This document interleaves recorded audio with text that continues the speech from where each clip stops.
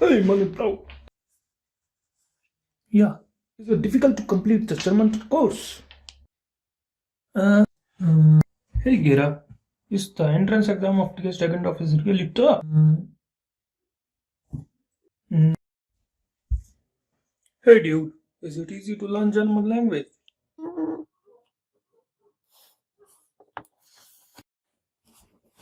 So, do you also have the same problem? Do you also struggle in figuring out that whether this will be tough or easy, it will be difficult or blah blah blah? So, if you also struggle in this type of problem, then this video is for you. See you in the video. So, you are the one who wanna know or who wanna figure out what does the difficulty means? What do you understand by the difficulty?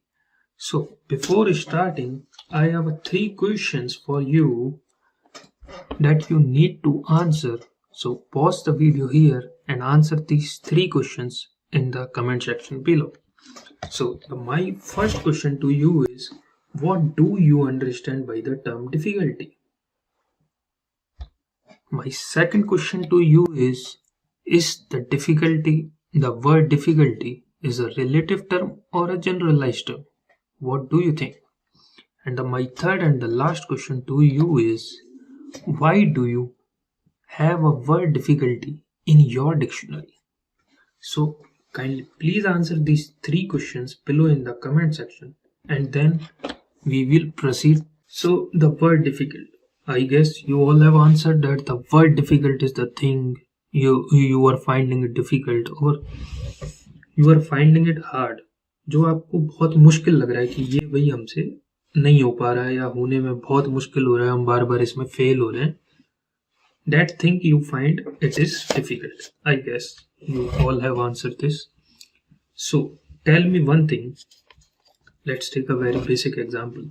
When you are in first standard or the second standard or the third standard, you have mostly heard, आप लोगों ने सुना होगा कि भाई 10th board बहुत मुश्किल होते हैं या 8th क्लास बहुत मुश्किल होती है. जो भी है, आपने हमेशा बचपन में सुना होगा कि बोर्ड्स बहुत मुश्किल होते हैं और जब आप 10th बोर्ड में पहुंचे होंगे तब भी आप यही सुन रहे होंगे कि भाई 10th बोर्ड बहुत डिफिकल्ट होता है ये वो.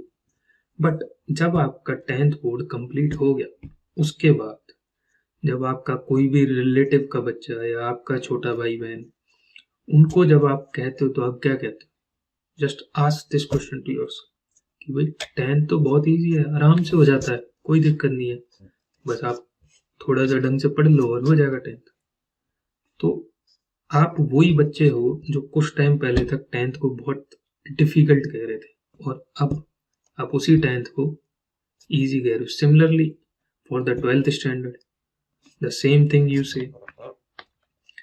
And similarly, if we go more practical, then think about when you are learning to ride a bicycle. तो जब आप बहुत छोटे थे, आपको साइकिल चलाने में भी डर लगता था, आप बार बार गिरते थे. कई लोग हार भी मानते होंगे, कई लोगों ने गालियां भी दी होंगी कि भाई ये तो बहुत डिफिकल्ट चीज. आप साइड व्हील्स के साथ चलाना चालू किया आपने, धीरे धीरे आपका कॉन्फिडेंस बढ़ा और एक टाइम आया कि आप मोटर बाइक भी चला रहे हो, वो भी आपको इजी लग रही है. तो with time, with experience, with your efforts, difficulty change into the easiness. difficulty difficult नहीं रही आपके लिए. तो आप कैसे डिफिकल्ट, मतलब आप कैसे किसी से भी पूछ सकते हो कि ये चीज डिफिकल्ट है कि नहीं? बिकॉज कोई भी चीज डिफिकल्ट है या नहीं वो सबके नजरिए से, सबके व्यू से अलग अलग है. किसी के लिए वो चीज डिफिकल्ट है, किसी के लिए इजी है. तो difficult term is not a generalized term, it is an relative term.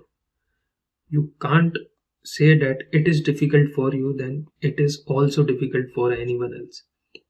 For example, if you take the example of car driving, कुछ लोगों को कार ड्राइविंग बहुत मुश्किल लगती है, कुछ लोगों को कुछ टाइम के बाद इजी लगने लग जाती है. फॉर एग्जाम्पल, कार चलाते टाइम आपको बहुत सारी चीज़ों का ध्यान रखना होता है तो कई लोग उससे घबरा जाते हैं. For example, rear view mirrors, साथ ही साथ में आपको अगर आप मैनुअल कार ड्राइव कर रहे हो तो गियर चेंजिंग, साथ ही नीचे 3 levers, brake, accelerator and clutch.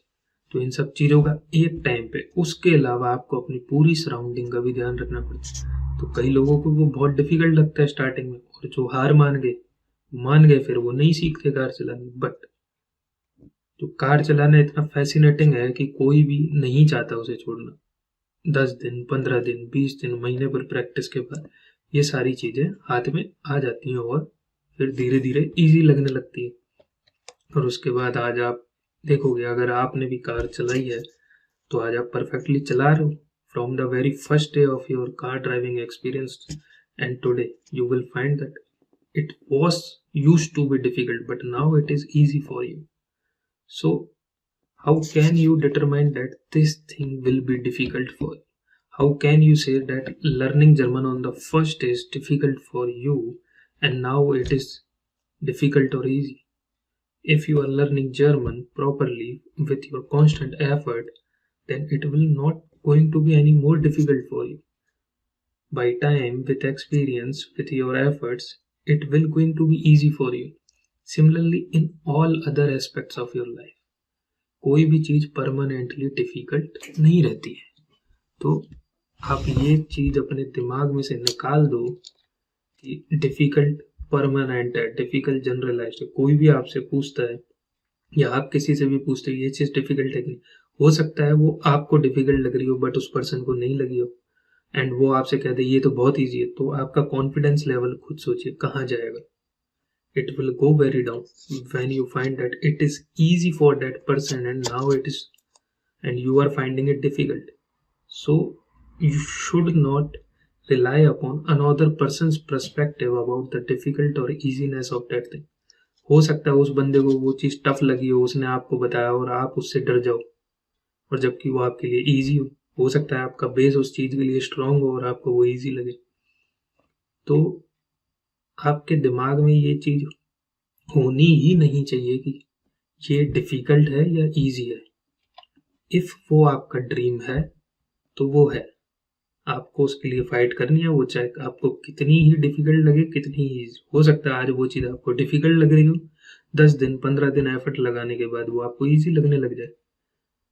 ये आप लोगों ने सब ने कहीं ना कहीं अपनी लाइफ में एक्सपीरियंस किया होगा, साइकिल सीखते समय, मोटर बाइक सीखते समय, या कार सीखते समय, या कोई भी सब्जेक्ट पढ़ते टाइम, या कोई भी आपने मानो कोई भी जॉब स्टार्ट करी तो उस जॉब के फर्स्ट डे और the current day you will find that it used to be difficult but now it is easy. So कोई भी चीज परमानेंटली डिफिकल्ट नहीं है। अगर आप उसके लिए कंटिन्यूसली एफर्ट लगाएंगे, अपनी कोशिशें जारी रखेंगे, तो वो कभी भी डिफिकल्ट नहीं लगेगी। सो इसी के साथ I will like to end my video with a quote by former UK president, if you are going through hell then keep going, said by Winston Churchill. I wish you all the very good luck in your success in your life. Hope to see you again in our next video. This is Manit Gera signing off from Hell House, Bavaria.